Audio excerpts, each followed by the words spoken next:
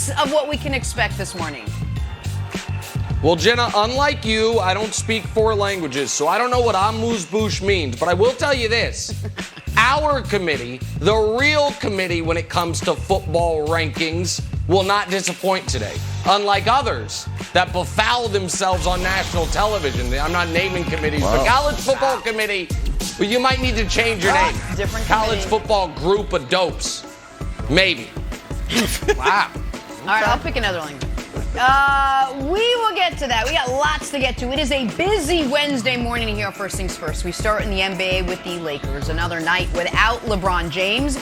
This time due to the NBA's health and safety protocol, meaning he'll miss at least the next couple of games, starting with last night against the Kings, the 12th game LeBron has missed so far this season. So it was the AD and Russ show in Sacramento. And thanks to a third quarter surge, which they needed, and 25 from the Brow and 23 from Russ, Lakers did in fact beat the Kings, but it certainly was not a dominant performance start to finish.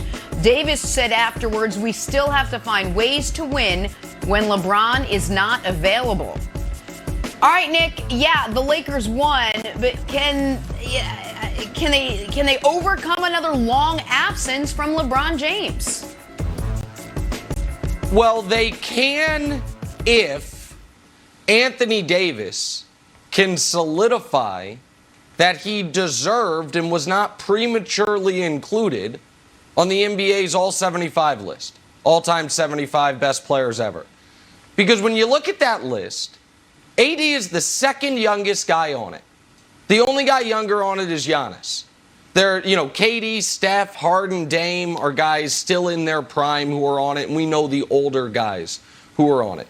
But theoretically, that should mean that, of course, Anthony Davis can carry a team that has another all-star. I don't think Russ is anywhere close to his prime anymore, but he's still a good NBA player with a decent roster around him. I don't love how the roster is built, but if you are one of the greatest players in the history of the game in your apex prime, you should not have to always be alongside the greatest player in the history of the game in order for your team to stay afloat. And right now, Chris Broussard and Anthony Davis was good yesterday, and he was good yesterday because he stayed inside. He stayed in the paint for the most part. When Anthony Davis is at his best, he is a top 3 defender in basketball. He is a dominant interior presence who has the ability to step out and shoot a few jump shots. Now this year he's the worst jump shooter in basketball, but that'll regress to the mean somewhat. But Anthony Davis, honestly, since the championship, has been playing more like the skinny 6'2" point guard from Chicago that he was before he hit his growth spurt. And he's not that guy. And so I think, Broussard, that this is about AD. AD is supposed to be not one of the around 12 best players in the sport. He's supposed to be in the argument for one of the 5 best players in the sport, and he hasn't been since the bubble. So can they? Yes, if Anthony Davis steps up, they can, but I need to see it. All right, Nick, a quick correction. Anthony Davis has never played with the greatest player ever, Michael Jordan. I think that was a misstatement, accident. But just a quick correction there. Weird. But look, we're talking about the Lakers surviving 2 weeks, roughly, without LeBron. Maybe not even that. Not 2 months. And in the next 2 weeks, here's who they play. The Clippers, Boston, here you go.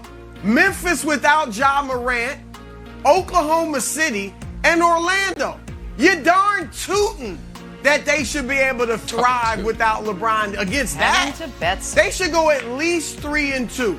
Even if Anthony Davis doesn't play like one of the top 5 players in the league. All right, they should be able to go 3-2.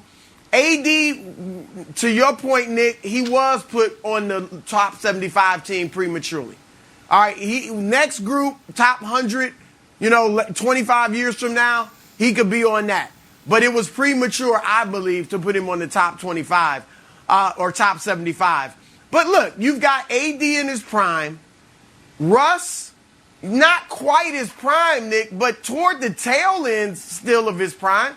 I mean, the last 6 games, and Russ not getting enough credit. The last 6 games, here's his stats.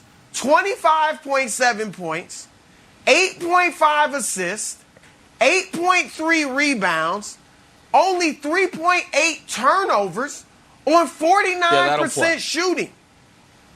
Russell Westbrook is balling. He's playing off the ball, right, a good amount of time.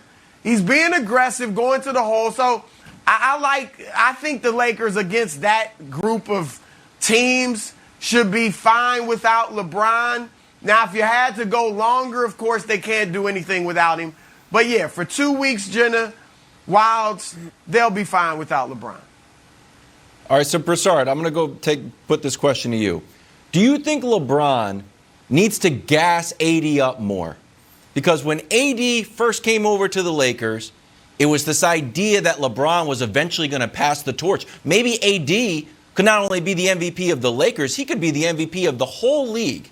And AD is in the most rare spots for a LeBron teammate. If you go through the other great players LeBron James played with, go to Miami. D-Wade, I know this is your team. You won a championship. You cool if you take a back seat? Yes. Hey, Chris Bosh, I know that you were on a steady rocket ship to the Hall of Fame. You okay if you just rebound, facilitate, hit corner threes? Yes. Go back to Cleveland. Hey, Kyrie, I know you were the number 1 pick, supposed to be the savior of the franchise, but I'm back. You cool with just, occasionally scoring 20, score 30, hit a game-winning shot? Yes, that lasted for a little while, and Kyrie's like, I'm out of here. Right. Kevin Love, you're a 20 and 20 guy. You cool if you take a back seat, also shoot corner threes? Yes. Then it comes to AD. LeBron says, AD, are you willing to step up so I can take a step back? And AD's answer to this point, from what we've seen, has been like, sometimes I'll do it, but it's still your team. And we know that AD's personality is a little quieter. So the question to you is this. Do you think LeBron needs to actively, like over the top, gas AD, like, AD, this is your team, publicly. I need you to come out. I need you to play strong. He's saying in the postgame, we need to find ways to win. Look in the mirror. You're the guy.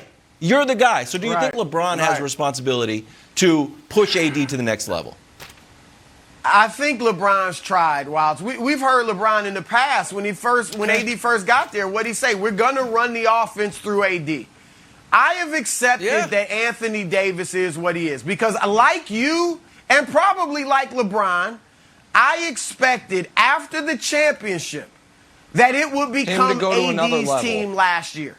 Right? Yes. Yeah, that he would take the torch from LeBron and be that guy, maybe win the MVP last year. And not only does he not step it up, he actually has his worst season since his rookie year. Look, AD is this, Nick. That's right. AD is a number 1 talent. AD puts up number 1 stats. And other people, executives in the league, have told me this too.